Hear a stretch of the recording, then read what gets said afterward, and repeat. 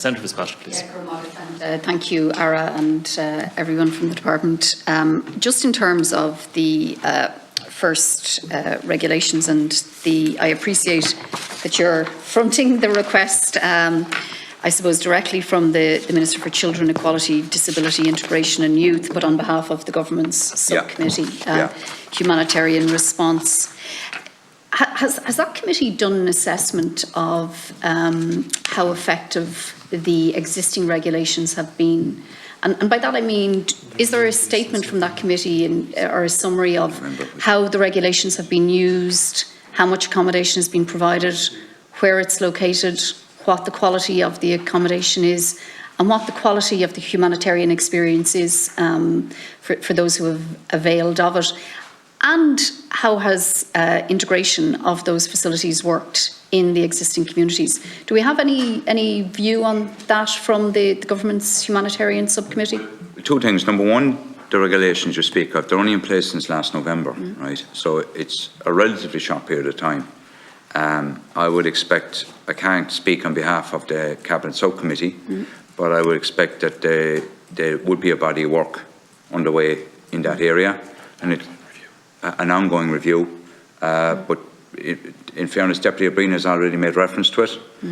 We very much take it on board, but they are in place a relatively short period of time. Yeah, no, and I appreciate that. I suppose I've got the advantage of being in Dublin Central. It's the north side of the city, and so we've already provided a very significant amount of emergency homeless accommodation. I think we provide about 70% of it for the Greater Dublin region, the 4 Dublin local authorities.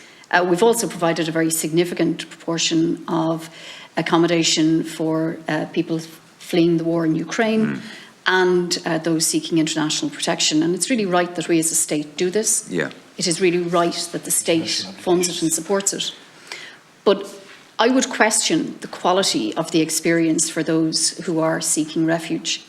And I would have really, and I have really serious concerns about extending temporary accommodation up until January of 2029.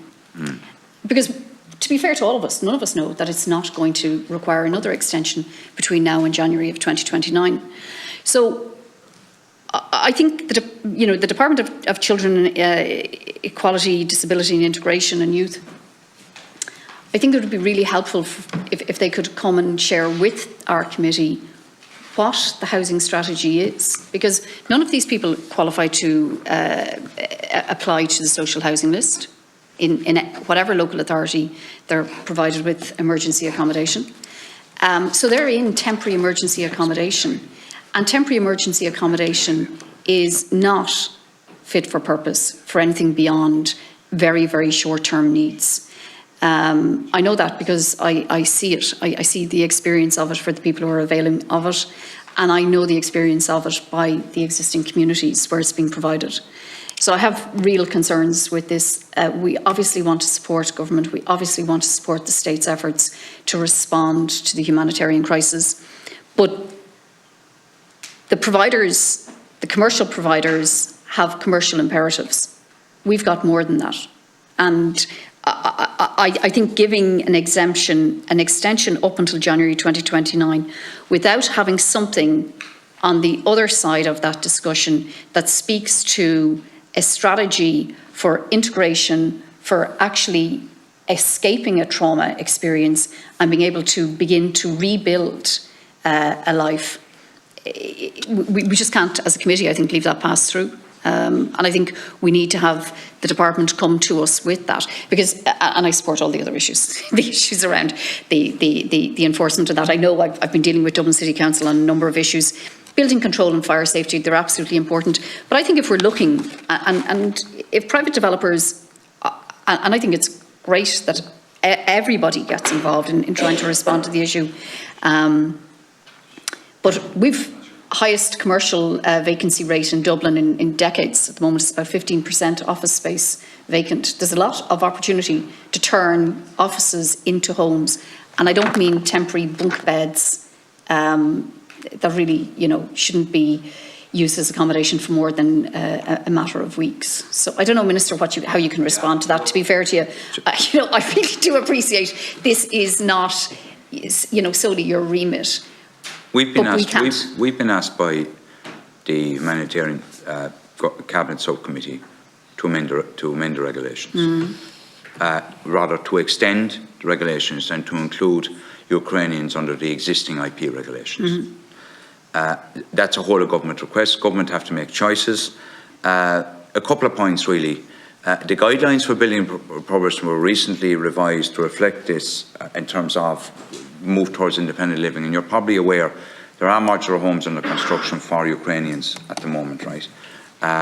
But I think the key point that you raise is there's ongoing review, but there is a need now. We're now roughly we're about 7 months, just short of 8 months in since November.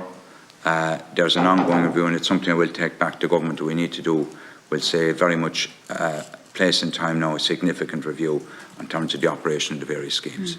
Yeah, and we need that review, but we also need a plan for where are these people going to be in 6 months. There has to be some sort of a path for 6, 12, 18 months down the road.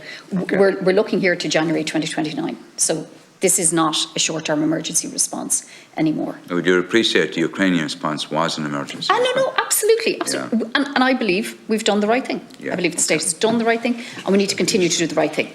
But in doing the right thing, the commercial, my real concern here is that the commercial private operators will be given leases now up until January 2029, and they will buy bunk beds next month, and those same bunk beds will be used in January 2029. Yeah, no. That's not good enough. Okay. Those leases, those contracts are very lucrative. And I have seen properties, and I'm seeing concentrations and clusters of these properties, where you just get a building that should have maybe accommodated, I don't know, 6 people at most, now accommodating 50. That's just not right. That the state shouldn't be funding that. So I think it's welcome that we engage with everybody who can help respond, but in so doing, we have to recognise it's not for a couple of nights or a couple of weeks anymore. This is going to be until January 2029, potentially. And they need to provide accommodation that's fit for purpose. Okay, point taken. Thank you.